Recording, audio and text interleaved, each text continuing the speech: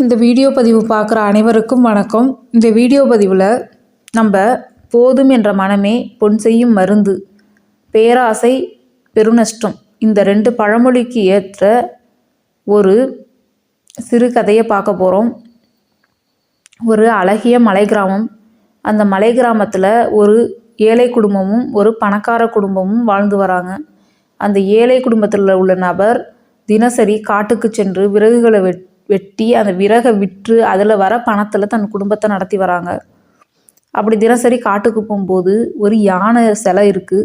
அந்த யானை சிலைக்கு தன்னால் முடிஞ்ச ஒரு வாழைப்பழத்தை தன் வருமானத்தில் வர காசில் அந்த வாழைப்பழத்தை வாங்கி வச்சு வழிபட்டுக்கிட்டு வராரு. அப்போது ஒரு நாள் அந்த யானை அவர்கிட்ட பேசுது. என்னை யாருமே இப்படி வழிபட்டதில்ல, நீங்கள் தான் இப்படி வழிபடுறீங்க அப்படின்னு சொல்லி அவர்கிட்ட சொல்லுது. அப்போ அந்த ஏழை சொல்கிறாரு, என்னால் மிகப்பெரிய அளவில் உனக்கு உணவு கொடுக்க முடியல, என்னோடய வருமானத்துக்கு இந்த உணவு மட்டும்தான் கொடுக்க முடியுது அப்படின்னு சொல்லி வருத்தப்படுறாரு. அப்போ அந்த யானை சொல்லுது, உங்கள்கிட்ட வசதி இல்லை, நீங்கள் நாளைக்கு சூரியன் உதயமான பிறகு என்னை பாருங்கள், என் வாயும் கண்ணும் திறக்கும், அப்போது என் வாயில் தங்க காசுகள் வரும், அதை எடுத்துகிட்டு போய் உங்களோட பொருளாதாரத்தை உயர்த்திக்கங்க. ஆனால் ஒரு கண்டிஷன், சூரியன் மறையறதுக்குள்ளே நீங்கள் எடுத்துடணும், அப்படி இல்லைன்னா என் வாயும் கண்ணும் மூடிக்கும், உங்கள் கை என் வாய்க்குள்ளே மாட்டிக்கும் அப்படின்னு யானை சொல்லுது. அந்த ஏழை என்ன பண்ணுறாங்கன்னா, சின்ன பைய மறுநாள் சூரியன் உதயமான பிறகு எடுத்துகிட்டு வராரு. சின்ன சாக்கு பைய எடுத்துகிட்டு வந்து தனக்கு தேவையான காசுகளை எடுத்துக்கிட்டு போகிறாரு வீட்டுக்கு. இவர் பணக்காரராகிறாரு. அப்போது அந்த பணக்கார நபர் பார்க்குறாங்க, இவன் எப்படி திடீர்னு இவ்வளோ வசதியானான் அப்படின்னு சொல்லிட்டு ஒரே பொறாமை. அந்த ஏழையை கூப்பிட்டு கேட்குறாங்க, நீ எப்படி திடீர்னு இப்படி வசதியான அப்படின்னு சொல்லி.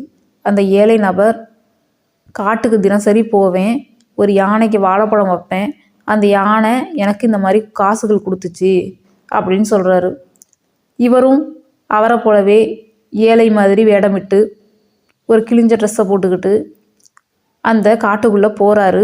இவரும் அதே மாதிரி வாழைப்பழம் வைக்கிறாரு. இவற்றையும் அதே மாதிரி இந்த யானை பேசுது. அப்போது இவரும் சூரியன் உதயமான பிறகு போகிறாரு காட்டுக்கு. ஆனால் இவர் 2-3 பை எடுத்துக்கிட்டு போகிறாரு. அந்த யானை அவர்கிட்ட சொன்ன மாதிரியே கண்டிஷனை இவர்கிட்டையும் சொல்லிச்சு. ஆனாலும் இவர் போகிறாரு. சூரியன் உதயமான பிறகு போயிட்டு அந்த தங்க காசுகளை யானை வாயிலேருந்து எடுக்கிறாரு. அவருக்கு பொழுது போகிறது தெரியலை. பொழுதும் போயிடுச்சு, சூரியன் மறைஞ்சிருச்சு, யானை வாயை மூடிடுச்சு. இவர் கை அந்த யானை வாய்க்குள்ளே மாட்டிடுச்சு, எடுக்க முடியல கையை. அந்த ஏழை விவசாயி தனக்கு தேவையானதை மட்டும் எடுத்துக்கிட்டாரு. ஆனால் இந்த பணக்காரர் தன்கிட்ட வசதி இருந்துமே அந்த தங்க காசுகள் பத்தாமல் அளவுக்கு அதிகமாக தன்னை மீறி எடுத்த வாசி கை மாட்டிக்கிச்சு.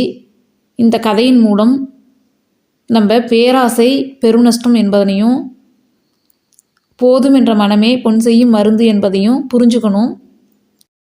இந்த வீடியோ பதிவு பார்த்த அனைவருக்கும் மிக்க நன்றி.